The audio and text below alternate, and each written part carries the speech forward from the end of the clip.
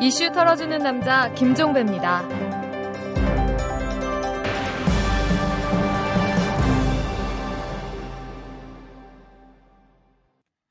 4월 4일 목요일입니다. 이 북한이 개성공단의 문을 절반 걸어 잠갔습니다.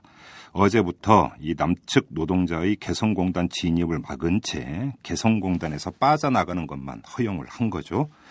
자, 북한의 이 같은 조치는 분명 부당합니다. 남북교류의 기본인 정경분리 원칙을 위배한 것일 뿐만 아니라 정치적 사유라는 것도 그들만의 논리일 뿐입니다. 그래서 거듭 말하지만 북한의 조치는 비판받아 마땅합니다. 그렇다고 해서 마냥 북한의 손가락질만 하고 있을 수는 없습니다. 전혀 생산적이지가 않습니다. 어차피 평화 관리를 위해서 끌어안고 가야 하는 대상이 북한이라면 다른 접근법이 필요합니다. 물론 그건 대화여야겠죠. 이런 인식은 미국과 중국도 공유하는 것 같습니다. 이 미국의 캐리 국무장관은 어제 워싱턴에서 열린 한미 외교장관 회담 후에 남북관계의 개선은 비핵화를 위해 궁극적으로 도움이 될 것이다 이렇게 말을 했습니다. 또 이 장혜수의 중국 외교부 부부장은 어제 이 주중 남북한 대사를 따로 불러서 이 도발을 경계하면서 이런 말을 했죠. 대화와 협상으로 문제를 해결해야 한다 이렇게 촉구를 했습니다. 사실 이것 말고는 다른 방법이 없는 것 같고요. 그렇다면 박근혜 정부는 통 큰 결단을 내려야 합니다. 국내 보수 여론 눈치를 볼 게 아니라 과감하게 그리고 선제적으로 남북 대화를 통한 긴장 완화에 나서는 게 옳지 않겠습니까? 거듭 말하지만 이것 말고는 답이 보이지를 않습니다. 자, 광고 듣고 시작합니다. 재벌과 모피아의 함정에서 탈출하라. 종횡무진 한국경제. 재벌 개혁에 앞장서온 김상조 교수. 그가 한국경제에 던지는 8가지 질문. 우리가 몰랐던 한국경제의 진실을 파헤칩니다. 더 이상 경제 권력자들의 눈속임에 속지 마세요. 종횡무진 한국경제. 오마이뉴스가 만드는 책 오마이북.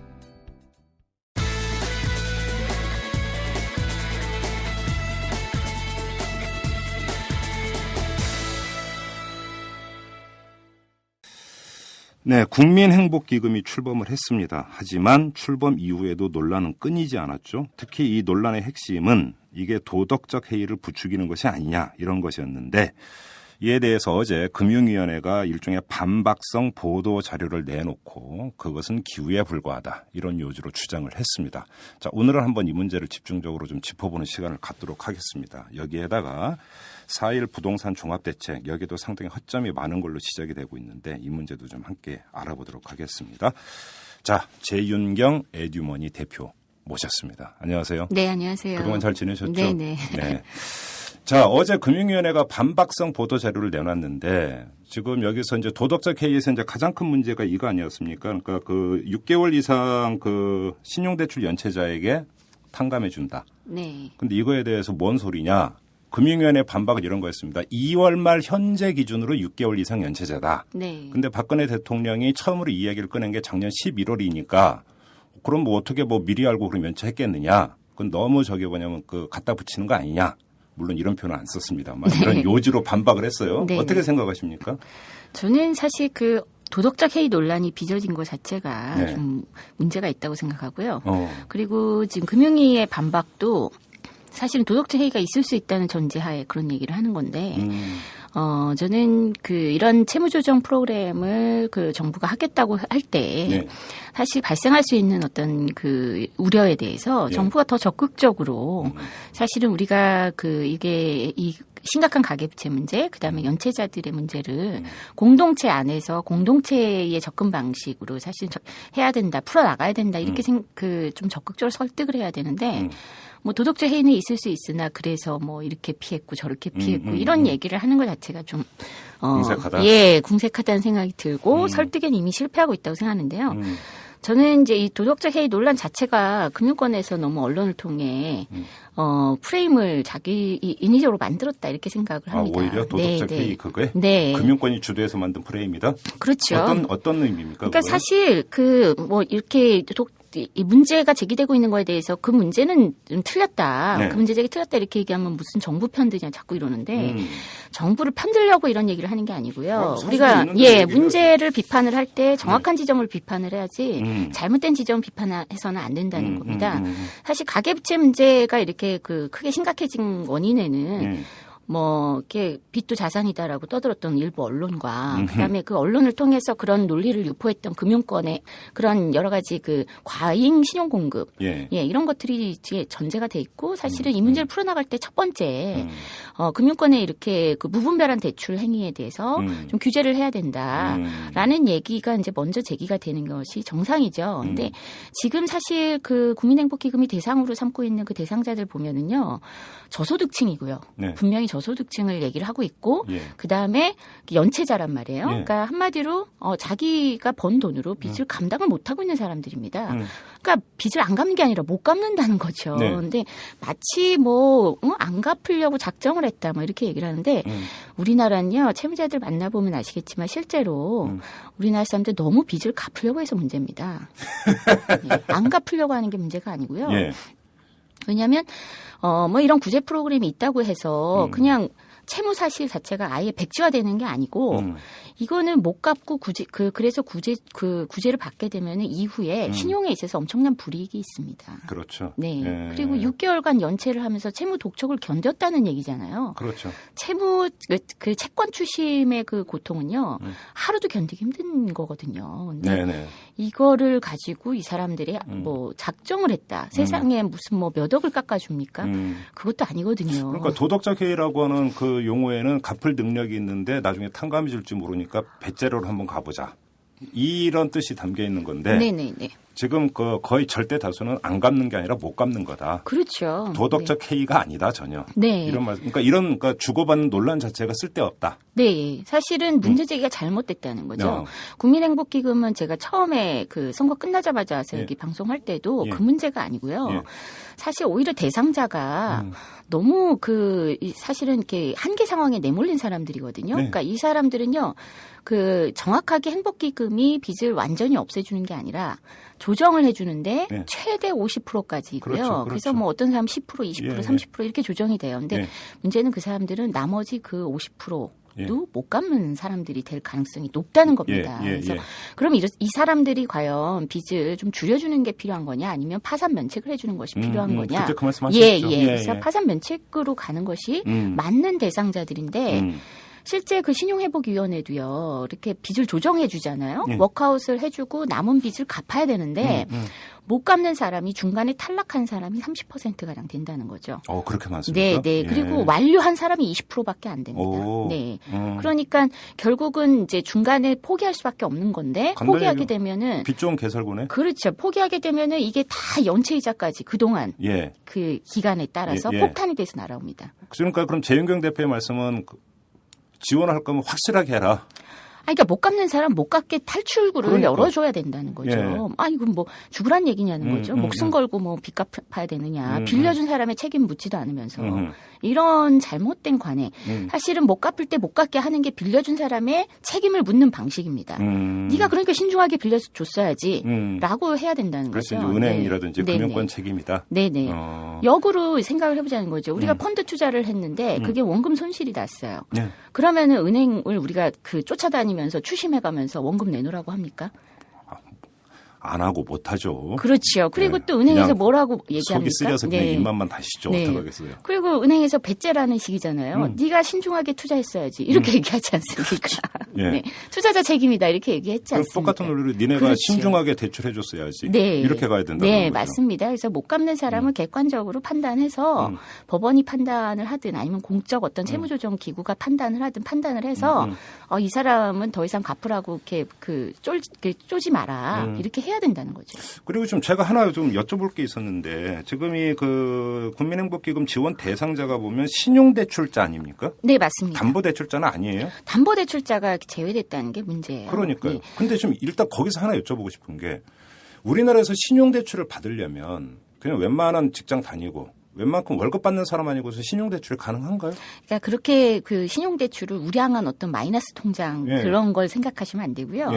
이 여기서 얘기하는 사람들 신용대출이라고 하면 어떤 신용대출은 카드 대출, 카드론도 있고요. 겁니까? 캐피탈도 있고요. 그런 것까지 다 아, 포괄하는 예, 겁니까? 맞습니다. 그럼 돈이 없어 계속 카드 돌려막기 오고. 그렇죠. 네. 그럼 이해가 되죠. 네네. 저는 그래서 신용대출, 웬만하면 신용대출 받기 힘든데 네네. 이게 뭐냐 이렇게 했는데 그게 아니군요. 네, 어허. 마이너스 통장 발급받는 분들은요. 예. 그럴 수 있는 소득이 이렇게 전제된 분들은 이 대상자가 아닙니다. 그렇죠. 네. 예. 그럼 담보대출이 빠진 게 왜 문제입니까? 담보대출 같은 경우도, 그러니까 이 그 구조에 대해서 지난번에도 말씀드렸지만, 그 부실채권을 그 국민행복기금이 싸게 매입한다 그랬잖아요. 네, 근데 맞아요, 100만 맞아요. 원짜리 채권이면 맞아요. 8만 원에 예. 매입한다. 담보채권은 이제 좀 그 회수 가능성이 높잖아요. 아무래도 담보물로 나중에 그냥 회수해버리면 되니까. 그 담보채권은 그 부실채권 시장에서 한 70% 가격에 거래가 되거든요. 그래요? 네. 높네. 높죠. 예. 회수 가능성이 높으니까 그러니까. 담보물이 있으니까 70%에 사서 예. 뭐냐면은 탕감 방식이 아니라 그 이자 정도를 좀 줄여주고 예. 그 장기간에 걸쳐서 나눠 갚을 수 있도록 채무 예. 재조정 해주면 되는데요. 예. 이게 국민행복기금에는 빠졌고 또 4일 어저께 4월 1일 그 저기 부동산 그 대책 예. 하우스포 예. 대책에는 포함이 돼 있더라고요. 네. 그러- 그러니까 행복기금으로 하는 것은 아닌데 예. 캠코가 하기는 한다. 어. 네, 이렇게 돼 있더라고요. 그래서 이거를 어떻게 하려고 하는지, 그러니까 부실채권 방식으로 인수해가지고 이렇게 하면 좋은데 네. 그렇게 하겠다는 건지 아닌지는 조금 더 들여다봐야 될 것 같고요. 그러면 지금 4.1 부동산 종합대책에 나와 있는 방안은 구체적으로 좀 설명 좀 해주세요. 어떤 식으로 하겠다라는 거예요? 그러니까 지금 뭐 크게 그 이제 거래 활성화 방안이 하나 그렇죠. 있는 거고요. 그렇죠. 그다음에 하우스푸어나 렌트푸어를 지원하겠다 예. 이런 게 있는 거죠. 예. 근데 이제 뭐 하우스푸어 지원 방안은 뭐 그 합리적인 그래도 내용이 좀 그렇습니까? 포함이 돼 있는 예. 것이 사실이고요. 예. 근데 렌트푸어는 굉장히 황당한 여전히 이 집주인이 세입자를 위해서 대신 대출해줘야 된다. 이거를 고집하는데 그 집주인이 그렇게 할 수 있는 유인 동기를 집주인에게 뭐 소득공제 혜택을 주거나 그다음에 뭐 양도소득세를 좀 이렇게 면해주거나 이런 세제 지원 조건을 강화했어요. 근데 그렇다 하더라도 네. 예, 지금 집주인들이 세입자를 위해서 대출해줄 만큼의 여력이 될까? 네, 이것도 좀 걱정이고요. 그렇죠, 네, 그렇죠. 크게 이렇게 활성화될 수 있는 구제책으로 보기엔 좀 이렇게 문제가 있고요. 입장 어쨌든 바꿔서 그것도 제가 빚인데. 네. 입장 바꿔서 제가 집주인이라도 소득공제 조금 해준다고 해서 그러면 몇 천만 원? 뭐 이런 식으로 뭐 대출을 내 이윤으로 받는다? 저 같으면 안 하겠어요. 네, 맞습니다. 그리고 뭐 한도도 그게 3천, 5천 뭐 이런 식이더라고요. 네. 그래서 사실 뭐 일단 돈을 빌려서 전세 문제를 해결하겠다라는 그 발상부터가 좀 잘못됐고요. 예. 아니 그러니까 그 전세금이 안 올라갈 수 있도록 사회적 장치를 만드는 것이 필요한 거지. 그럼 얼마나 집주인 좋겠어요. 너 많이 올리고 올린 만큼 네가 빌려줘 이거잖아요. 그렇죠, 그렇죠, 네. 그렇죠. 그런 말도 안 되는 정책이 어딨냐는 거죠. 저는 예. 이건 정말 웃음거리다라고 생각합니다. 그래요? 네. 근데 웃음거리밖에 안 되는 그런 정책을 내놓는 관료들은 뭡니까 그러면? 제가 봤을 때는 어쨌든 전세값을 올리는 자유를 허하기 위해서 그런 것 같아요. 네. 그래요? 네, 그러면- 전세값이 이렇게 비정상적으로 올라가는 거에 대해서 이제는 막 분노하고 있는 단계이기 때문에 네. 전세값을 못 올리도록 네. 그래서 뭐 예를 들면 공정임대료 제도라든가 유럽처럼 뭐 이렇게 집주인에 대해서 좀 일정 정도 규제를 하고 혹은 집주인이 그 전세값을 올리지 않도록 임대료를 올리지 않도록 하는 유인책 이런 것들을 좀 다양하게 쓸 필요가 있는데 그거를 아무래도 이제 자꾸 요구를 해야 되겠죠 시민들이. 그 2, 3년 전에 전월세 상한제 입법 논란이 한창 논란이 된 적 있잖아요. 네, 그 논란이 뒤에 되다가 어떻게 됐죠? 그냥 유야무야 된 거죠? 네, 어쨌든 지금의 여당이 그때도 이제 반대를 했고 예. 지금도 반대를 하고 있고 예. 뭐 시장 논리에 맞지 않다. 그런데 그러면 집주인이 대신 세입자를 위해서 대출해주고 그리고 소득공제해주는 건 시장 논리에 맞는지 그렇죠. 예, 좀 말도 안 되는 얘기를 자꾸 하는 것 같아요. 네. 근데 왜 그런 방안을 하면 거기 이제 제도화되고 그러면 더 오히려 원천적이고 근본적인 방식이 될 텐데 이걸 안 쓰는 이유는 결국은 마인드가 가진 사람 중심으로 가 있다. 그렇죠. 이렇게밖에는 네. 볼 수 없는 건가요? 관료들이 집주인이 많은 거죠. 그런 겁니까? 네. 그럼 조금 더 나가보죠. 그러면 전세를 마음껏 올릴 수 있는 자유는 허하는 대신에 이제 그 세입자들에게는 이렇게 해주겠다라고 하는 것은 계속 전세가가 오르다 보면은 더 이상 네. 못 버티고 집을 사지 않겠느냐라는 기대감 네, 이런 네. 것도 좀 깔려 있다고 봐야 될까요? 뭐 그 유인책이 이번에 그 부동산 거래 활성화 대책에 예. 많이 나와 있습니다. 예. 그래서 뭐 이렇게 보면은 결국은 양도소득세 깎아주고 취득세 뭐 네, 양도소득세에 있어서 다주택자들에 대해서는 예. 집을 여러 채 보유하고 있는데 그걸 거래해서 그 발생한 차익에 중과를 했잖아요. 그렇죠. 세금을 더 때렸죠. 예, 예. 그걸 아예 폐지시키겠다 이렇게 지금 정책을 내놨고 저는 국회가 이거 통과시키면은 진짜 그 쫓아가서 점거농성이라도 해야 된다고 생각합니다. 왜요? 한마디로 아니 우리 소득세 깎아주는 정책 한 번이라도 나온 적이 있습니까? 그렇잖아요. 예. 아니 경기가 어렵고 지금 빚이 이렇게 많으니까 소득세 깎아주고 일하는 사람들 근로의욕을 이렇게 북돋아주기 위해서 좀 소득세 깎아가지고 당신들 소비 더 하면 나라 경제가 좋다 이렇게 얘기할 수 있느냐는 거죠. 이거 굉장히 엄청난 정책인데 예. 한마디로 불로소득세는 깎아주고 예. 예 그다음에 일하는 노동소득세는 예 계속 높이는 방향으로 이게 말이 되느냐. 근데 워낙 이게 이제 그 어다 보면 어느 순간 내성이 생기고 당연하게 생각하는 게 이 부동산 경기가 침체되면 맨날 들고 나왔던 게 바로 이거 아닙니까? 그렇죠. 그래서 뭐 그게 그 참여정부 때까지만 해도 보면 참여정부에 대해서 뭐 부동산 책임론을 많이 제기하는데 사실 그래도 그때는 이제 정부가 막으려고는 했죠. 그래서 그때 이제 양도소득세 중과도 맞아요. 예 했었죠. 그때 만들었고 그다음에 종부세도 만들었고 그래서 이렇게 한마디로 집부자들을 좀 근절하겠다라는 건 정책에는 의지는 담고 있었어요. 근데 이제 크게 실효성을 못 가져서 그렇지. 근데 이제 그 이후에 그 MB 정부 때부터는 줄기차게 세제 완화. 그래서 사실은 이제 집부자들에게 불로소득을 마음껏 예, 챙길 수 있는 기회를 공간을 열어주지 않았나 싶습니다. 근데 저는 양도소득세는 집을 팔면 무조건 내는 게 아니라 살 때보다 집값이 올라서 차익이 발생했을 때 내는 세금이잖아요. 네. 근데 지금 양도소득세를 내야 될 상황입니까? 오히려 집값이 떨어지고 있는데?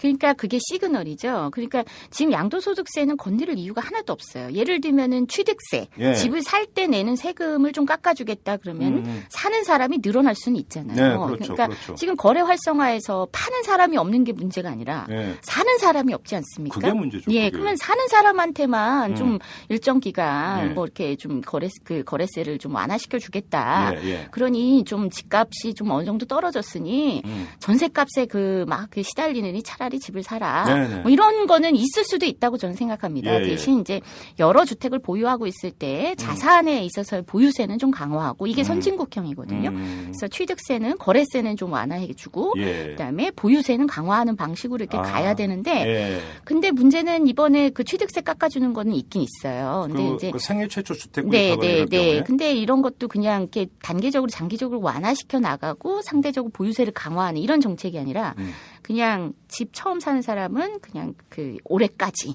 한마디로 뭡니까? 올해까지 그 전세 때문에 골치 아프면은 빚내서 집 사라. 그래서 이제 그 생애 최초 주택 구입자에게는 일단 거래세 깎아주고 그다음 아예 없애주는 거죠. 취득세 없애주고 그다음에 또 하나는 LTV라고 해서요. 예, 그거 좀 완화해. 예, 대출을 마음껏 낼 수 있게. 그리고 네. 금리 조금 깎아주고. 금리 좀 깎아주고 대출을 마음껏 낼 수 있게. 네. 그리고 DTI도 뭐 은행 자율에 맡긴다. 근데 이거는 옳고 그름을 떠나서 네. 그 약발이 좀 먹힐 거라고 보세요. 어떠세요? 그거는 이제 두 가지인데요. 약발이 먹히면 큰일 나는 거고요. 네, 큰일 왜요? 나는 겁니다. 결국은 아니 저는 되게 논리적 모순이라고 생각하는데 무슨 정책이 한쪽에서는 빚탕감해주고 한쪽에서는 빚내서 빚내라? 투기해라 이 얘기 아닙니까? 네네네. 그러니까 이제 투기를 하라는 시그널도 그거예요. 거래세 깎아주고 돈 마음껏 빌리게 해주고 그렇게 해서 집 사갖고 집값이 앞으로 오르면 양도 차익에 대해서 또 비과세 해줄게 네. 이런 거거든요. 그렇죠. 예, 이렇게 해서 투기를 조장하는 건데. 예.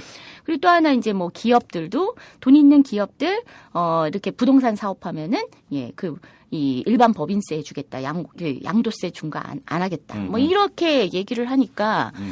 결국 이제 한마디로 빚내서 투기해라. 뭐 이런 정책인데 한쪽은 그 탕감해주고 한쪽은 빚내라고 얘기하는. 도대체 무슨 생각인지 모르겠습니다. 근데 생애 최초로 주택 구입을 하는 사람들은 상대적인 젊은 층 아니겠습니까? 네네. 근데 요즘 젊은 층이 아무리 빚내준다고 하더라도 집을 살 여력이 있느냐? 여력이 없으니까 돈 빌려주겠다는 거죠.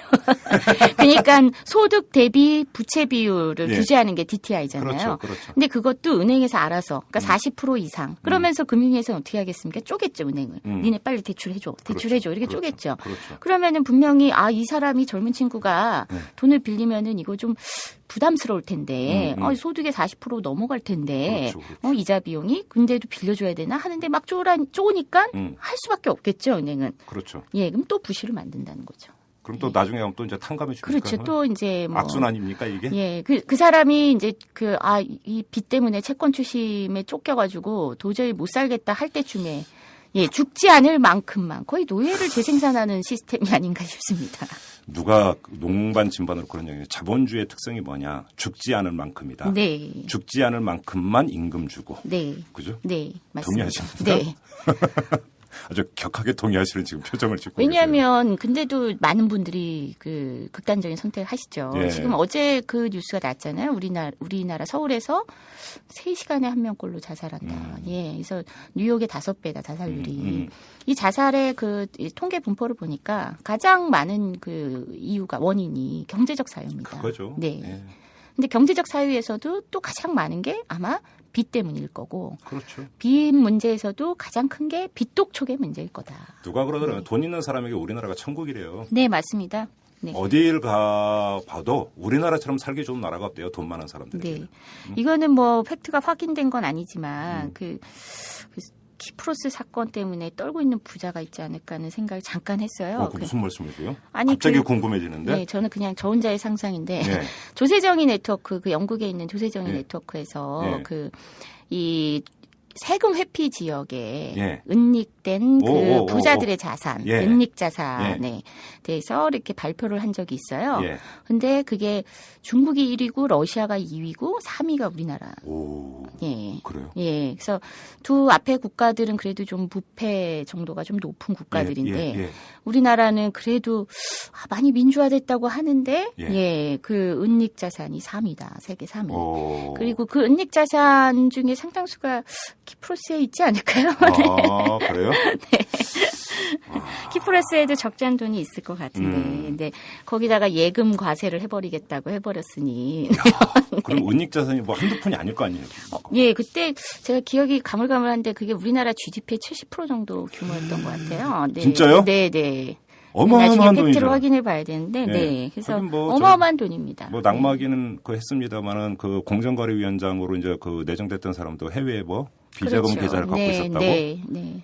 그래 놀랐어요 저는. 네. 저분은 재벌 총수도 아니시고 네. 교수님이신데 또 저런 분들도 저렇게 하는구나. 네. 예, 놀랐습니다. 아무튼 제가 세상 물정을 너무 모르는 것 같아요. 그래서 저는 다시 한번 그 국민행복기금에 대해서 비난의 화살을 채무자에게 돌리지 마라. 이게 왜 같이 그 어려운 사람들끼리 서로 손가락질하고 그러지 말고 정말 비난의 화살은 이 정책을 잘못 피고 있는 정부 당국과 그다음에 사실상의 금융권의 이 탐욕, 이 과잉 대출이죠. 그 미국에서는 약탈적 대출이라고 표현을 했고, 그리고 사실 이제 금융위기 터졌을 때 제일 먼저 금융권에 대해서 그 책임 대출에 대한 목소리가 굉장히 높았습니다.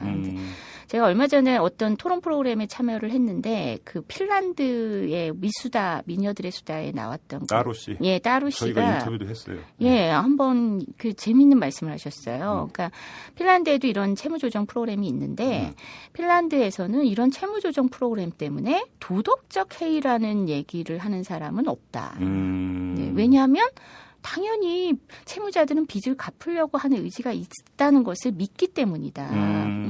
뭐 소수의 사람이 회피하는 경향이 있을 수 있겠지만 그렇게 극소수의 문제를 일반화시키는 건 이거는 너무 사회 불신을 가중시키는 거고 그러면 정말 그 새 출발이 필요한 사람에게 아무런 어떤 안전망을 공급할 수가 없고 그러면 사람들 그 절망에 내몰린 사람들이 결국은 사회에서 뭔가 이렇게 인격적으로도 퇴출당한 느낌. 그래서 결국 더 극단적인 선택을 할 수밖에 없다는 거죠. 이건 사회적 비용을 증가시키지 않느냐는. 재윤경 대표는 저번에 나오셔서 그렇고 오늘 또다시 파산면책으로 가야 된다고 거듭 주장을 하셨습니다. 근데 왜 이걸 안 받아들일까요? 파산면책 같은 경우 은행들이 싫어하죠. 은행들이 싫어해서. 네. 왜냐하면 다 날아가 버리는 거니까. 은행이 책임지는 거고요. 네. 그리고 어쨌든 파산면책을 용이하게 해주면 은행들이 사실은 또 이 국민행복기금과 같은 방식으로 돈을 벌어요. 저희가 좀 조사를 해봤는데 지난번에 말씀드렸잖아요. 3개월이나 6개월 이상 연체하면 은행이 100만 원짜리 채권을 8만 원에 팔죠. 근데 그걸 누가 사느냐? 누가 사느냐 하면요. 이렇게 자산 유동화 회사가 사요. 맞아요. 예. 근데 그 자산 유동화 회사를 사실은 은행들이 출자했다. 또, 맞아요. 예. 네. 근데 그 대표적인 회사, 은행들이 출자한 그 회사가 그 시장의 70%를 차지하고 있는데 이게 조사를 해보니까 그 한 회사는요 30명 직원인데 순수익만 1,200억인 거예요. 네. 남는 돈이 와, 그럼 1인당 도대체 그러니까 수익률을 가지고 매출액이 도대체 엄청난 거죠. 엄청 우량 회사네. 네, 그렇죠. 네. 그래서 원래는 이거를 한시적으로 그 자산 유동화 회사를 하기로 해서 출자를 했었대요. 근데 상장 준비를 하고 있답니다. 그 회사가? 네.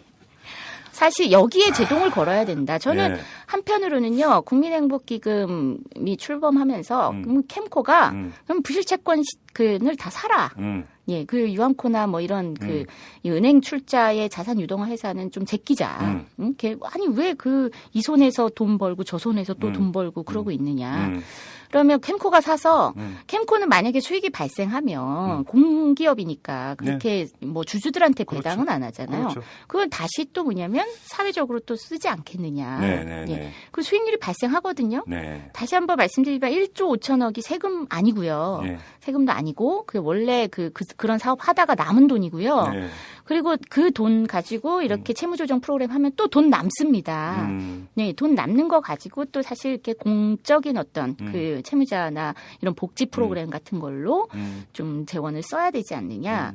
네, 그래서 은행 출자 자산 유동화 회사가 돈 버는 것보다는 국민행복기금이 낫다. 네, 그래요. 네.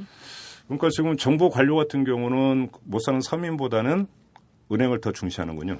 은행의 압력에 사실은 제가 봤을 때는 갇혀 있다 이렇게 보고 있습니다. 그래서 한시적으로 하겠다 그러고 그렇게 셉니까 은행도 정부와 관계에서? 굉장히 센 것 같아요. 관료들이 퇴직하면 갈 곳이지 않을까. 역시 그 문제죠. 네. 역시 그 문제죠. 네. 알겠습니다. 보험이죠. 자, 그나저나 이 국민행복기금 이런 데로 간다고 그러는데 국회가 이 부동산 대책도 그렇고 국회가 끼어들어서 조금 조정하거나 변경할 여지가 있습니까 없습니까?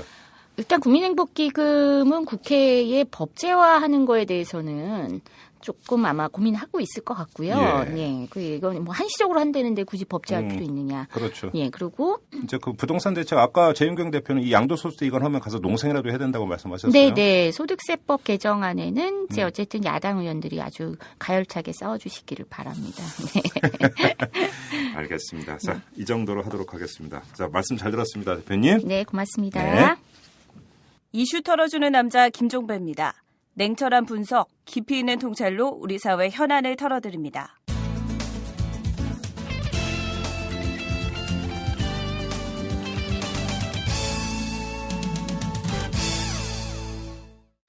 네, 매주 목요일에 보내드리는 오창익의 인권 이야기 시간이 또 돌아왔습니다. 자, 오창익 인권연대 사무국장 나오셨습니다. 안녕하세요. 안녕하세요. 자, 오늘은 어떤 얘기 해볼까요? 오늘은 CCTV 말씀드리려고 하는데요. 네. 그 전에 지난주에 말씀드렸던 수갑 얘기 잠깐만 하겠습니다. 수갑이 문제가 많다는 말씀을 드렸고요. 수갑을 채우면서 이게 조여지는 현상 때문에 심지어 살이 패이고 뼈가 드러나는 경우도 있고 최소한 피멍이 들거나 뭐 손목 저림, 손목 저림 같은 건 몇 달 동안 계속된다는 호소도 끊이지 않습니다. 또 수갑의 성능이 문제가 돼가지고 경찰관들이 채웠는데 풀질 못해서 119로 뛰어가거나 그걸 막으려고 경찰서마다 절단기를 아예 비치해 두는 경우도 있다 이런 말씀을 드렸는데 이런 문제는 사실 성의만 있으면 얼마든지 해결할 수 있는데요. 수갑 한 개가 보통 비싼 게 3만 원 정도 됩니다. 싼 건 한 2만 원 정도 되고요. 그렇게 비싸지는 않네요. 네, 쌉니다. 아주 고급이고 성능이 좋은 게 한 6만 원 정도 된다고 하는데요. 그건 현실적으로 보급되어 있지는 않습니다. 직업 경찰관이 10만 명 조금 넘는데요.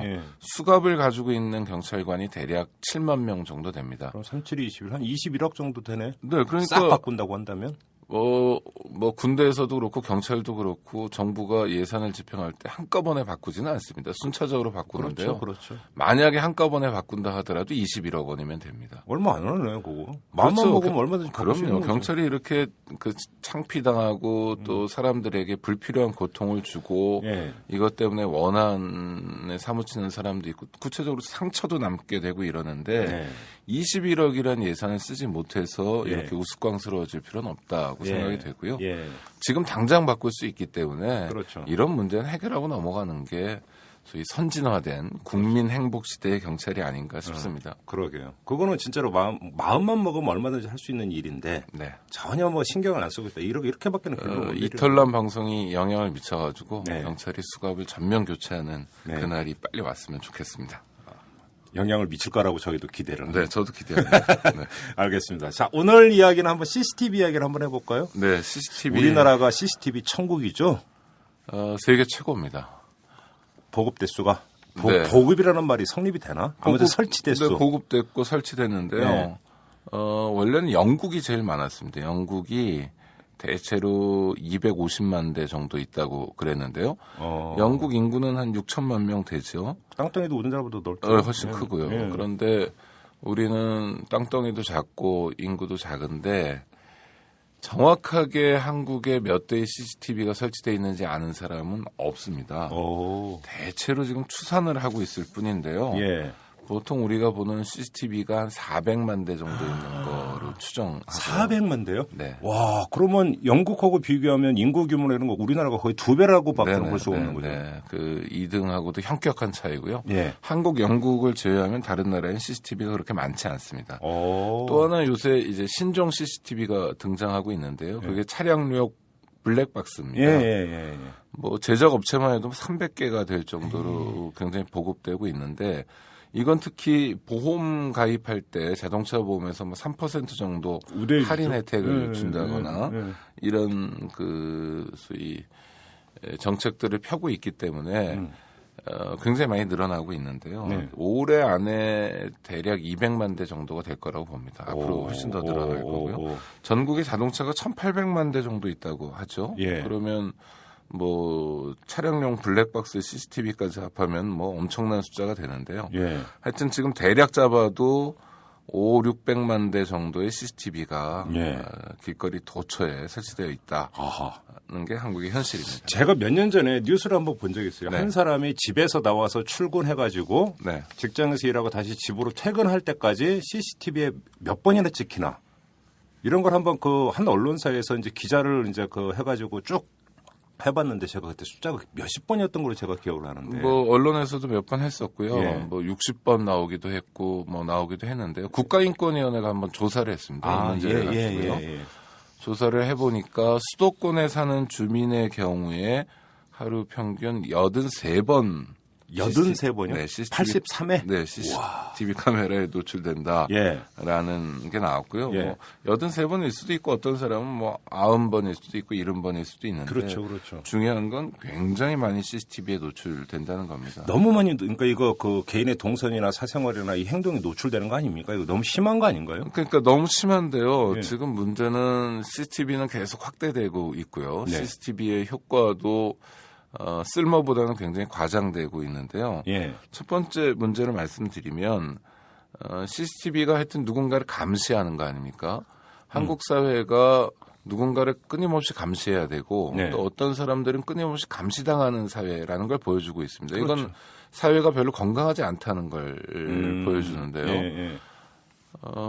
그럼 감시를 할 수밖에 없는 이유가 있다라는 이제 반론이 있을 수 있죠. 이를테면 범죄가 많고 또 뭐 보안 방호 문제도 있고요. 뭐 안전 문제도 있기 때문에 CCTV가 꼭 필요하다. 또 학교 폭력하면서도 CCTV 얘기를 하지 않습니까? 학교 폭력을 막기 위해서 CCTV가 굉장히 신통하다. 뭐 이런 얘기를 하고 있는데요. 저는 과연 그런가 생각해 보는데 첫 번째는 CCTV가 효과가 있든 없든 그건 좀 이따 말씀드리겠습니다만 CCTV가 그 사람들의 인권을 침해하는 건 분명합니다. 감시하고 있으니까요. 누군가를 들여다보고 있으니까. 그리고 그게 동의하에 들여다보는 게 아니지 않습니까? 그렇죠. CCTV는 요새 성능이 엄청나게 개선돼서요. 뭐 디지털 방식이고요. 다 줌인, 당기고 밀고 이런 거 가능하고요. 360도 회전 가능하고 그다음에 컬러고요. 어떤 경우는 그 음성도 담는 CCTV도 있고요. 아, 진짜요? 그럼요. 음성 많이 담습니다. 또 요새 신제품 나온 건 어떤 게 있냐면요. 음성이 나는 쪽으로 카메라가 돌아가는 CCTV도 있습니다. 그래요? 가만히 카메라가 있다가 뭐 저쪽에서 무슨 소리 어느 정도 이상의 소리가 나면 그쪽으로 카메라가 돌아와서 촬영을 하는. 자, 그럼 여기서 하나의 가상 상황이 어떤 젊은 그 연인이 골목길에서 자기 사랑에 딱 이런 얘기를 하면 CCTV에 바로 찍힐 수도 있다. 뭐 작게 낮은 막한 소리로 사랑한다고 그러면 아니지만 뭐 좀 크게 세게 사랑한다고 하면 네, 그렇게 돌아가는 CCTV 기능도 있다는 겁니다. 예. 하여튼 그 인권 침해라는 건 사실이에요. 인권 침해 정도가 어느 정도냐가 문제가 되지만 엘리베이터 안에도 뭐 CCTV 있는데 남들에게 보이고 싶지 않은 모습도 있는 거 아닙니까? 뭐 화장을 고치시는 분도 있고 예. 뭐 또 이렇게 방송으로 말씀드리기 못한 하여튼 그런 남들이 안 봤으면 좋을 그런 행동을 하시는 분들도 있습니다. 혼자 있을 때. 네. 그런 게 다 디지털 방식으로 촬영되고 또 그 촬영된 녹화분이 상당 기간 저장되기 때문에 네. 인권 침해가 있는 건 사실입니다. 그러면 우리 그럼 저장 기간은 얼마나 돼요? 저장 기간은 다 다릅니다. 자기 마음이죠. 뭐. 아, 그래요? 네. 방범용 CCTV 같은 경우 국가가 통제하는 CCTV는 관제센터도 두고 있고 저장 기간도 따로 두고 있고 그다음에 일정 기간이 지나면 삭제한다든지 하는 원칙이 적용되고 있는데 네. 그건 뭐 많지 않고요. 예. 0.01% 정도 뭐 몇 대 안 그래요? 됩니다. 네. 네. 그리고 대부분의 CCTV는 이제 민간에서 설치하는 건데 이런 거는 뭐 아무런 원칙이 없습니다. 자, 인권이 제한되고 네. 인권이 침해되는 한이 있더라도 우리가 보다 안전한 사회로 간다든지 또는 뭐 꼭 필요한 경우에는 해야 되는데요. 네. 이럴 때 우리 헌법은 어떤 규정을 두고 있냐면 헌법 37조에 있는데 반드시 법률로서 제한하라고 이야기하고 있습니다. 당연한 얘기죠. 예. 그 국회에서 만든 법률로 국민의 대표자들이 만든 법률로 제한해야지 네. 뭐 사규로 제한하거나 예. 일부 회사에서 뭐 그런 경우 있죠. 또는 뭐 사장의 명령으로 제한하거나 하면 안 된다라는 대한민국의 원칙을 천명하고 있는 거고요. 이건 단순히 원칙이 아니라 규범력 그러니까 적용되는 어떤 구체적인 힘, 법률적 근거로 작용하고 있는데요. 문제는 대부분의 CCTV가 이런 법률적 근거가 없다는 겁니다. 법률적 근거는 있긴 합니다. 개인정보보호법이라는 게 있는데요. 네, 거기 25조에 보면 영상정보 처리 기기의 설치 운영 제한, 예. 그러니까 마음대로 설치할 수 없다 하니까 제한이죠. 예. 이런 조항이 있습니다. 이게 CCTV 카메라에 대한 건데 예. 여기에 어긋나면 5천만 원 이하의 과태료 처분을 받습니다. 여기서 이야기하고 있는 건 이런 겁니다. CCTV 카메라를 설치할 수 있는데 어떤 경우에 설치할 수 있냐면 법령에서 구체적으로 허용하는 경우. 예를 들어서 뭐 국가 안전 시설이라든지 네. 뭐 이런 경우에는 뭐 해야 될 것 같다는 생각이 들지 않습니까? 예. 그래서 관련 법령이 있으면 당연히 CCTV 설치할 수 있다. 범죄 예방과 수사를 위해서 필요한 경우 이게 2004년 5년부터 시작된 소위 강남구부터 시작된 방범용 CCTV죠. 네, 네, 네. 이런 경우 필요할 수 있다. 또 시설 안전이나 화재 예방을 위해 필요한 경우 네. 아무도 없고 뭐 화재가 난 상태에서 대처할 수 없으니까 예. 인력을 줄인다든지 예. 뭐 이런 경우 가능하다. 교통 단속을 위해서 필요한 경우 교통 단속을 위한 카메라들 굉장히 많습니다. 도로 상황도 다 CCTV로 다 그렇죠. 체크하잖아요. 네. 뭐 고속도로 상황도 그렇고 그렇죠. 간선도로도 다 예. 그렇게 보는데요. 예.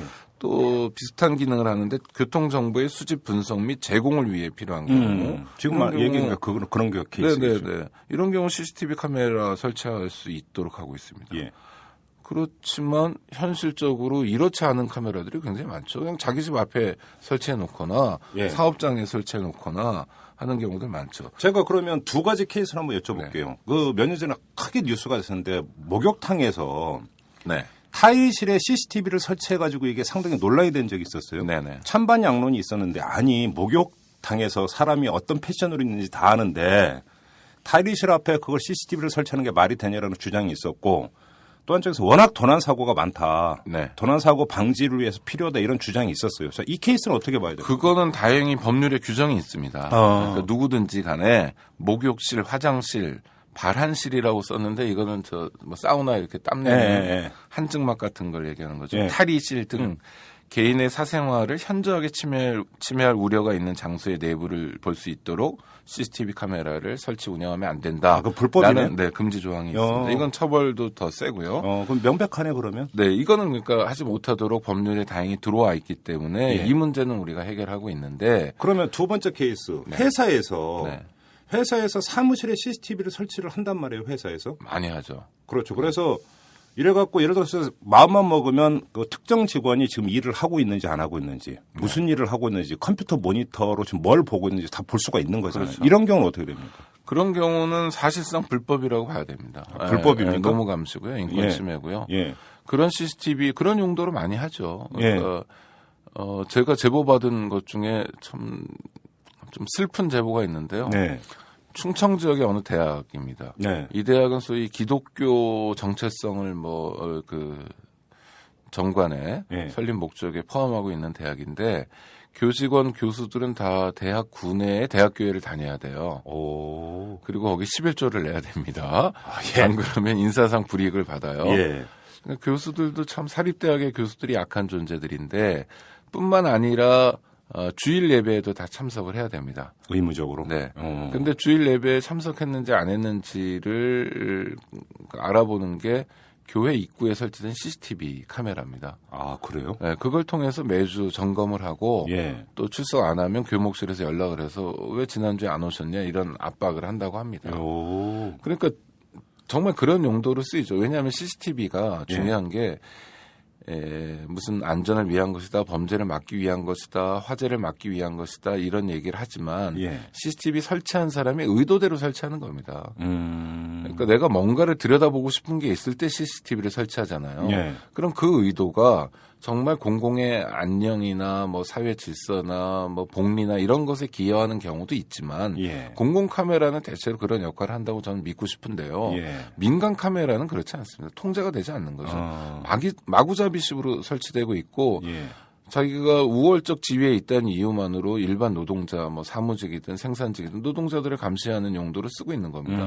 저 사람이 뭐 화장실을 얼마 가는지 점검할 수 있는 거고. 자리를 얼마나 비우는지. 그렇죠. 예. 뭐 담배 피러 나가는지 또는 무슨 전화를 받는지 이런 것을 일상적으로 감시한다는 건데 네.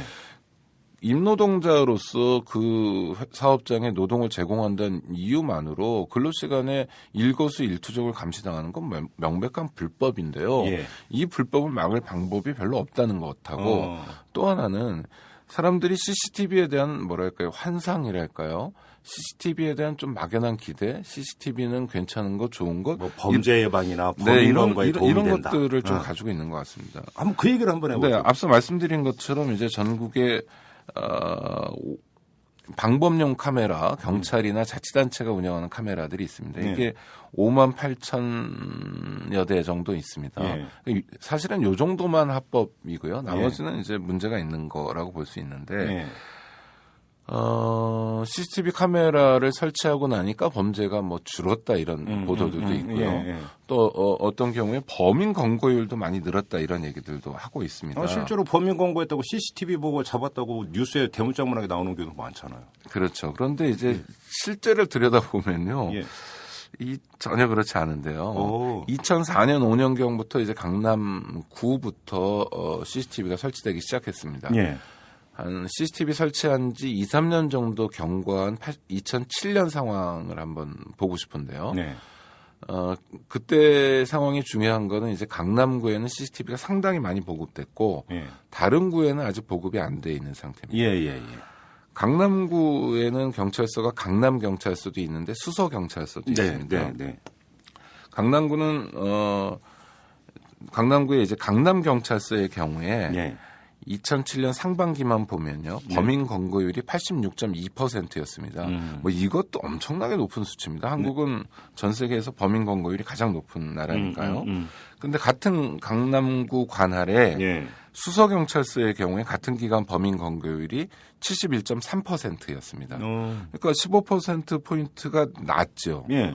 CCTV가 똑같이 설치된 강남구 관내였고 그다음에 그냥 경찰서만 다를 뿐인데 어떻게 15%가 낮냐 이것에 대해서 이제 답변해야 되는 거고요. 예. 너무 이상한 일이죠. CCTV가 똑같이 설치됐는데 예. 어떻게 범인 검거가 그렇게 다를 수 있는가 그런 거고요.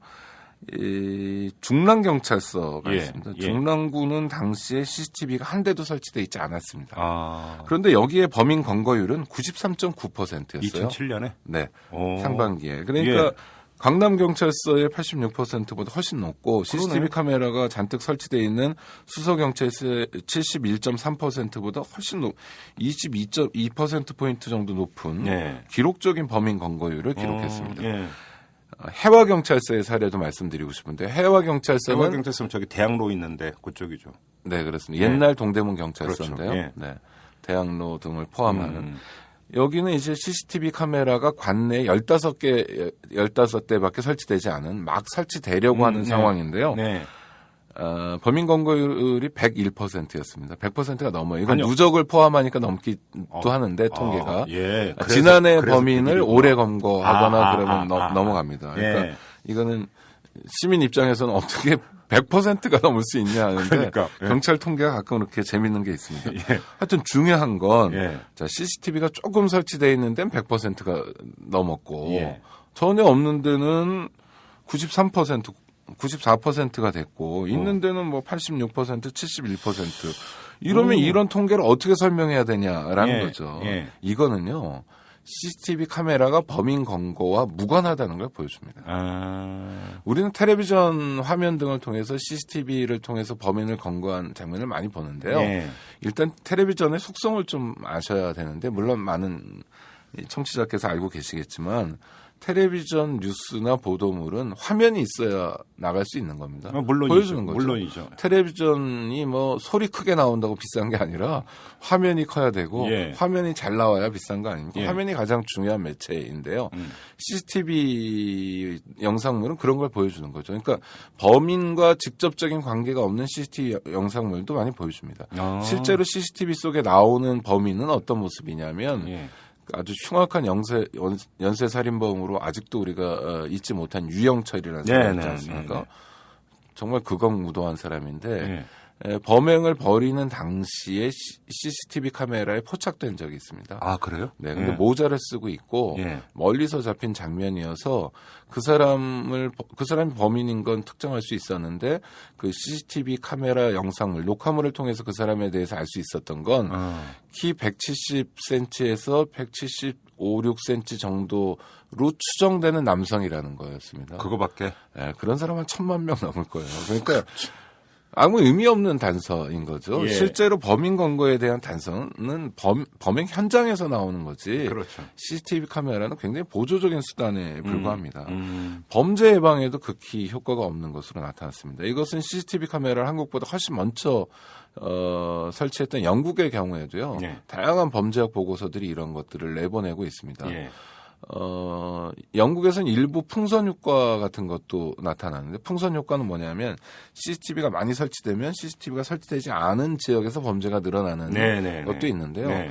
한국의 경우에는 뭐 CCTV가 설치되지 않은 지역에서 범죄가 늘어나기도 하고 어떤 경우에는 CCTV가 많이 설치된 강남구에서 범죄 발생률이 더 늘어나기도 하고 검인거율이 뭐 아까 말씀드린 대로 CCTV 없는 데가 높기도 하고 CCTV 있는 데가 낮기도 하고 이렇게 데이터로 봐서는 이게 도대체 어떻게 해석해야 될까 하는 데이터가 넘쳐납니다. 네. 결론적으로 이런 데이터는 CCTV 카메라가 우리가 흔히 예상하는 것 같은 범죄 예방이나 범인 검거와는 무관하다는 걸 알려주고 있는 거고요. 예. 기초질서 확립에는 좀 도움이 됩니다. 예를 들어서 쓰레기 무단투기나 네, 쓰레기 무단투기, 노상 방뇨 이런 거는 도움이 되고요. 실제로 방범용 CCTV를 보면 아시겠지만 이곳은 CCTV 촬영 장소라는 안내 편말을 붙이고요. CCTV 카메라는 늘 한 곳에 고정돼 설치되어 있습니다. 정말 흉악한 범죄를 저지르는 범인이 바보가 아닌 한 또는 뭐 제정신이 아닌 한 CCTV 카메라 앞에서 자신을 특정시키거나 노출시킬 만한 행동을 하지 않게 되는 거죠. 진짜 그러네요. 계획 범죄라면 당연히 CCTV 설치 장소를 미리 보고 피해갈 것이고. 그럼요. 우발 범죄라고 한다면 그건 순간적으로 욱하거나 이래서 나타나는 거니까 CCTV하고는 아무 상관이 없는 거고. 아니 우발 범죄는 범죄 예방을 할 수가 없습니다. CCTV가 그러니까. 수백 대가 설치되어 그러니까. 있더라도요. 네. 그러니까 무관하다. 논리상으로 그러네요, 진짜. 네. 그런데 왜 이렇게 CCTV를 설치하고 있느냐? 이거는요, 강남구의 사례에서 보면 확실한데, 강남구는 다른 기초자치단체에 비해서 돈이 많은 데잖아요. 그렇죠. 그리고 중산층 이상이 많이 다수 거주하니까 안전에 대한 욕구도 많습니다. 구의회가 앞장서서 구청장과 함께 CCTV를 설치해 나가는데, 그러니까 기초자치단체가 구민들의 안전을 위해서 뭔가 하고 있다고 보여주기에 가장 좋은 방도입니다. 물론 CCTV가 한 대 설치할 때 방법용 같은 경우에 1,000만 원이 넘지만 예. 그래서 뭐 200대 설치하면 뭐 꽤 많은 액수가 들고 관제센터도 해야 되고 이러지만 전시행정으로서의 효과는 정말 딱이라는 거죠. 우리가 여러분의 안전을 위해서 노력하고 있습니다. 왜냐하면 일반 시민들은 CCTV가 시민들의 안전을 지켜준다고 생각해요. 사실 찰떡같이 믿고 있습니다. 네. 뭐 8, 90%의 시민들이 그렇게 믿고 있는 것 같은데요. 예. 8, 90%라는 근거는 CCTV 카메라를 공공용으로요. 설치할 때는 공청회 등을 하도록 되어 있습니다. 또 여론조사를 하도록 되어 있어요. 그럴 때 대체로 8, 90%가 나옵니다. 이거는 좀 저는 일종의 착시 현상도 있다고 보는데 아까 텔레비전 말씀을 드렸지만 텔레비전 화면을 통해서 CCTV가 나올 때는 CCTV가 범인을 검거하는 장면들이 나옵니다. 그래서 우리 시민들은 사실은 CCTV에 의해서 촬영당하는 입장인데 그렇죠. 저는 관점의 이동이라고 표현하고 싶은데 촬영당하는 입장인데 텔레비전을 자꾸 보다 보니까 촬영하는 입장으로 이렇게 관점이 바뀌어버리게 된다는 거죠. 나는 빠진다라는 생각을 그런 하는 거죠. 생각도 있고 내가 마치 촬영하는 입장으로 네, 그러니까. 이렇게 생각하는 경향들이 있다는 거예요. 오호, 예. 그래서 CCTV에 대해서 막연한 기대도 있고 또 예. 찬성도 많이 하게 되는 것 같다는 생각이 들고 이거는 예. 뭐 누가 분석한 건 아니고 저 혼자 분석한 건데요. 예. 근데 그건 진짜 중요한 말씀이세요. 그러니까 내가 찍히고 있다라고 하는 사실은 별로 자각을 하지를 못하고 네. TV를 통해서 타인이 CCTV에 찍히고 있는데 그 타인이 알고 보니까 범죄자였다. 그러면 착수형상이 나올 수가 있는 거죠. 있죠. 네, 그러니까. 있죠. 그다음에 이제 CCTV 카메라에 대한 얘기들은 굉장히 많은데요. 최근에 이제 서울 지하철의 경우에 2호선, 7호선에 열차 한 양마다 2개의 CCTV 카메라를 설치했습니다. 그 뭐 이유는 여러 가지예요. 성추행 막겠다, 뭐 화재 막겠다 이런 거고 기관사가 이제 일상적으로 그걸 보면서 통제를 하겠다는 겁니다. 당장 지하철 노조에서 반발하고 나섰는데요. 사연은 이렇습니다. 지난 뭐 시장 때부터 한 건데 인력을 감축하려고 지금 이 기관차가 운영될 때 열차가 운영될 때 기관사 한 명만 탑승합니다. 네. 예전엔 2명이 탑승했는데 그러니까 기관사 한 사람이 해야 될 일이 굉장히 많은 거예요. 차량 운전을 해야 되고 그렇죠. 그다음에 승하차가 뭐 지하철이 그냥 복잡하지 않습니까? 네. 이게 어느 정도 선에서 끊어줘야 되는지 이거 해야 되는 거고요. 보통 한 전차가 이 칸을 9개 정도, 구량 정도를 그렇죠. 달고 다니는데요. 예. 그럼 CCTV 카메라를 2대를 설치해야 되고요. 또 입출입을 보면 최소한 18대 이상이니까 한 30대 정도의 카메라가 설치되어 있는데 네. 이거를 혼자 탑승한 기관사가 다 봐야 된다는 겁니다. 거짓말이죠. 불가능한 겁니다. 불가능하죠. 그리고 만약에 CCTV 카메라를 지켜보고 있으면요. 대형 사고로 이어질 가능성도 있습니다. 운전이 소홀해지는 거죠. 아니 그러니까 차량 운전하면서 DMB TV 시청하는 거고 뭐가 달라요, 그게? DMB 시청을 한 대만 하는 게 아니라 그러니까. DMB를 수십 대를 깔아놓고 그러니까. 시청하는 거예요. 네, 그러니까. 다양한 채널을 한꺼번에. 네. 불가능하죠. 그러니까요. 그러니까 이건 도대체 뭐냐. 지하철이란 공간은요. 예.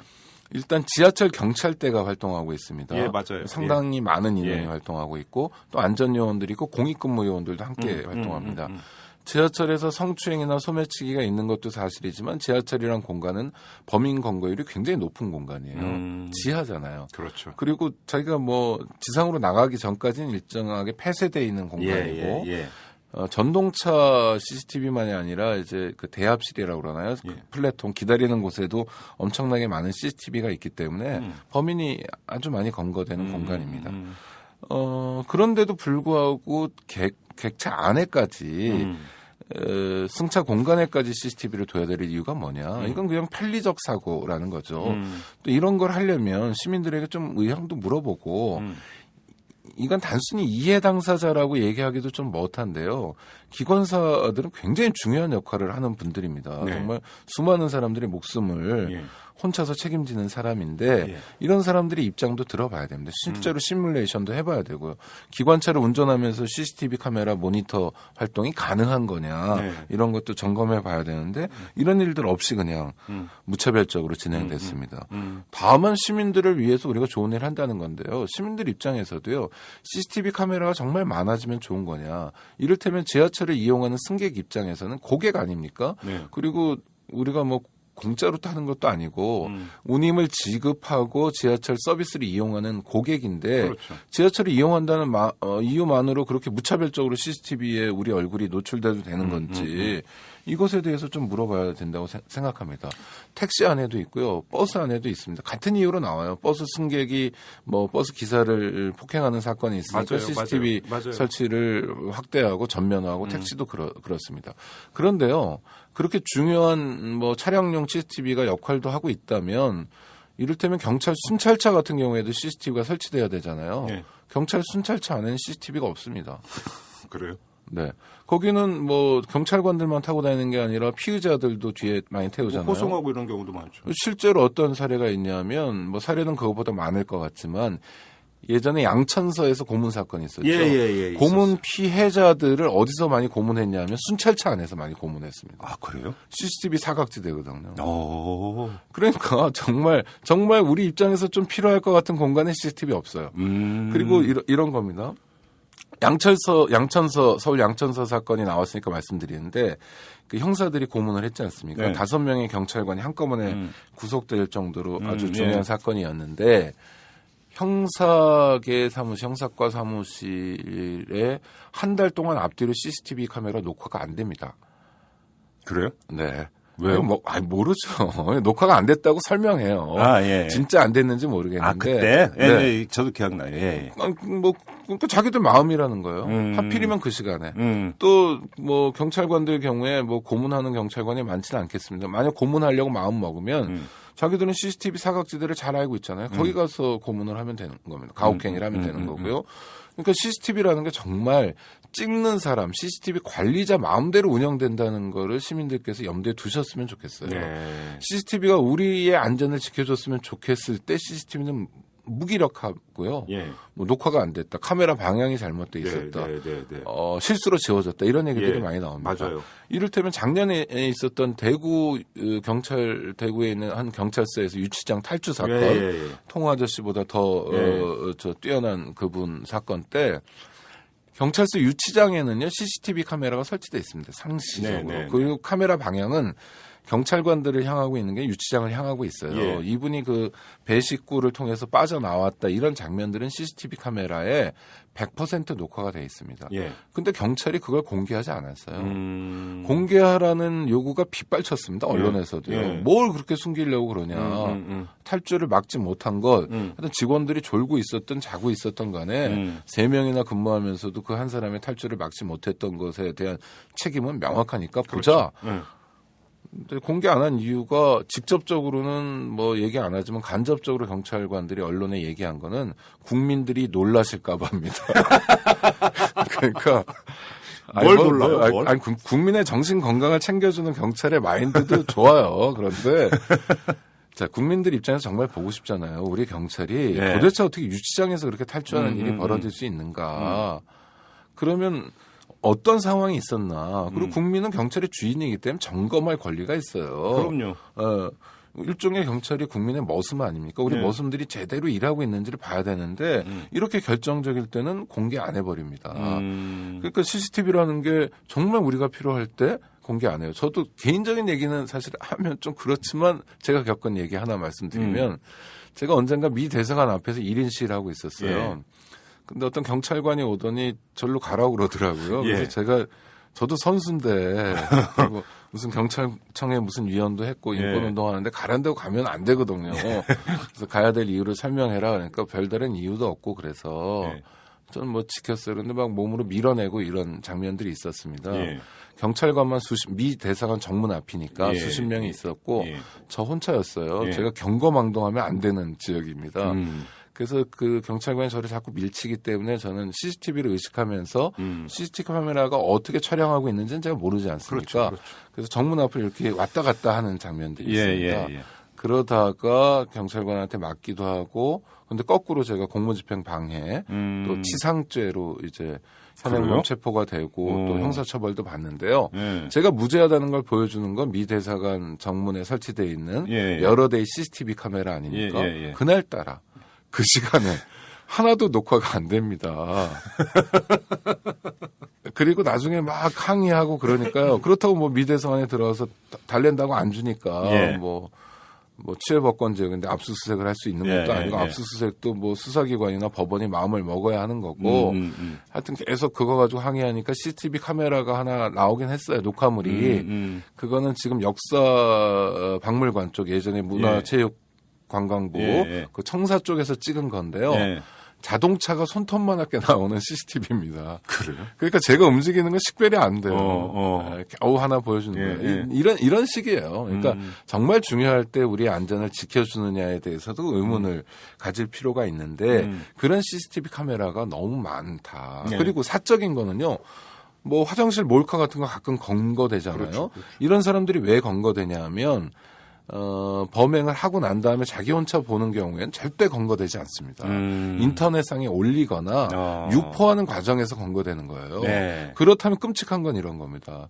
어떤 건물의 사용자나 건물주가 화장실이나 이런 은밀한 공간, 정말 누구도 절대 봐서 안 되는 공간에 CCTV 카메라를 몰카죠. 설치해 놓고 자기 혼자 그것을 즐기고 있다면 목욕탕 업주가 그러고 있다면 우리는 도대체 어떻게 살아야 되는가라는 좀 답답한 생각을 할 수밖에 없는 건데요. 예. 신뢰도 여러 있고요. 예.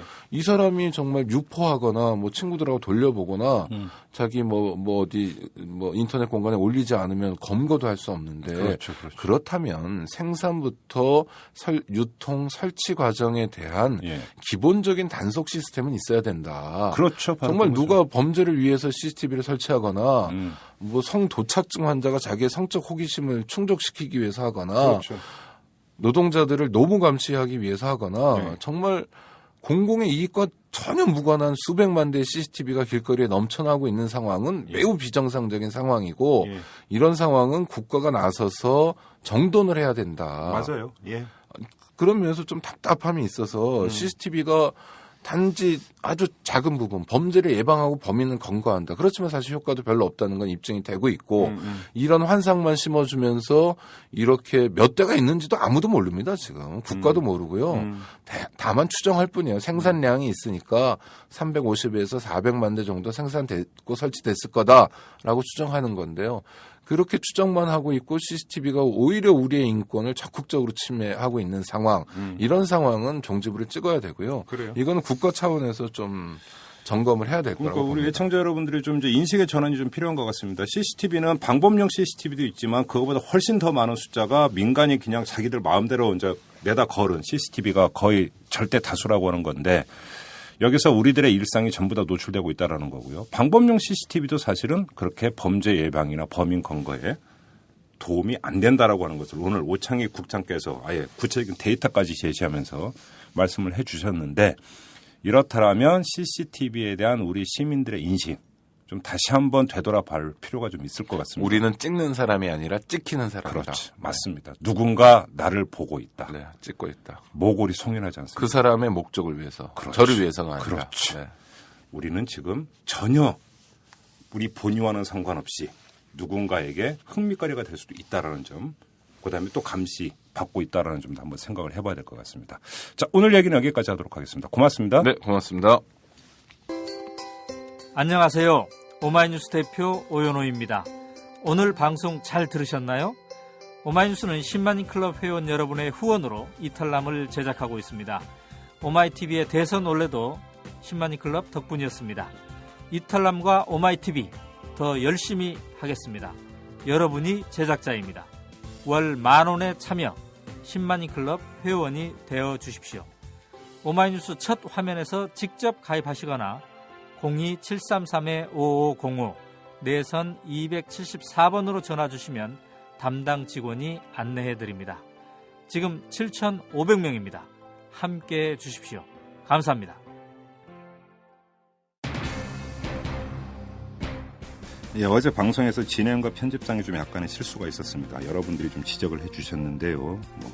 이 자리를 빌어서 사과를 드리겠습니다. 좀 더 신경을 쓰고 좀 더 집중을 해서 진행하려고 편집을 할 수 있도록 노력을 하겠다는 말씀을 드리겠습니다. 자, 오늘 방송은 여기서 마무리하도록 하겠습니다. 지금까지 이탈남 김종배였습니다.